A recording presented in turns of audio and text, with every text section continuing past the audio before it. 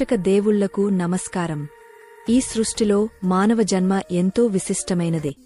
పుట్టుక ఎంత సహజమో మరణం కూడా అంతే సహజం. కాని మరణం తర్వాత ఏం జరుగుతుంది? మనల్ని విడిచి వెళ్లిన వారు ఎక్కడికి వెళ్తారు? వారు మనల్ని చూస్తారా అనే ప్రశ్నలు మనందరినీ ఎప్పుడూ వేధిస్తూనే ఉంటాయి.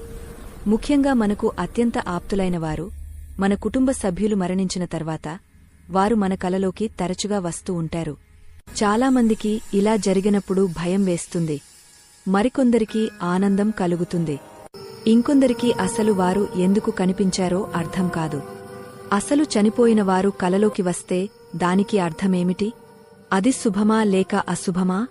వారు మనకు ఏదైనా చెప్పడానికి ప్రయత్నిస్తున్నారా, లేక మన మనసులోని ఆలోచనలే అలా రూపం దాల్చుతున్నాయా? ఈ సందేహాలన్నింటికీ మన పురాణాలలో, ముఖ్యంగా గరుడ పురాణంలో మరియు మహాభారతంలో శ్రీకృష్ణ పరమాత్మ చాలా స్పష్టమైన సమాధానాలను అందించారు. మరణించిన వ్యక్తి ఆత్మకు, బతికున్న మనకు మధ్య ఉన్న బంధం శరీరం నశించినంత మాత్రాన తెగపోదు. అది సూక్ష్మ రూపంలో కొనసాగుతూనే ఉంటుంది.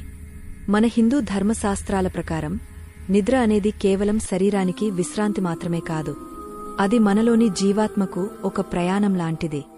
మనం గాఢ నిద్రలో ఉన్నప్పుడు మన సూక్ష్మ శరీరం ఈ భౌతిక ప్రపంచం దాటి వేరే లోకాలతో అనుసంధానం అవుతుందని పెద్దలు చెబుతారు. అందుకే మన పెద్దలు తెల్లవారుజామున వచ్చే కలలు నిజమవుతాయని నమ్ముతారు. ఎందుకంటే ఆ సమయంలో మనస్సు ప్రశాంతంగా ఉండి దైవిక శక్తులను గ్రహించే స్థితిలో ఉంటుంది. మరణించిన వారు కలలో కనిపించడం వెనుక అనేక కారణాలు ఉంటాయి. వారి ఆత్మకు శాంతి లభించకపోవడం కావచ్చు, లేదా వారు మనకు ఏదైనా రాబోయే ముప్పు గురించి హెచ్చరించడానికి కావచ్చు, లేదా మనమీద ఉన్న ప్రేమతో ఆశీర్వదించడానికి కావచ్చు. శ్రీకృష్ణుడు భగవద్గీతలో చెప్పినట్లుగా ఆత్మకు చావులేదు. అది పాత దుస్తులను వదిలి కొత్త దుస్తులను ధరించినట్లుగా ఒక శరీరాన్ని వదిలి మరో గమ్యాన్ని చేరుకుంటుంది. అయితే ఆ ప్రయాణంలో కొన్ని ఆత్మలు తమ కుటుంబ సభ్యులమీద ఉన్న మమకారాన్ని వదులుకోలేక పితృలోకం నుండి లేదా ప్రేతలోకం నుండి సంకేతాలను పంపిస్తుంటారు. ఈ రహస్యాలను తెలుసుకోవడం ప్రతి ఒక్కరికీ చాలా ముఖ్యం. ఎందుకంటే కొన్ని రకాల కలలు మనకు రాబోయే కష్టాలను సూచిస్తే, మరికొన్ని కలలు ఆకస్మిక ధన లాభాన్ని లేదా శుభ ఫలితాలను సూచిస్తాయి. ఏ కలలో పూర్వీకులు ఎలా కనిపిస్తే ఎలాంటి ఫలితం కలుగుతుందో తెలియక చాలామంది తప్పులు చేస్తుంటారు.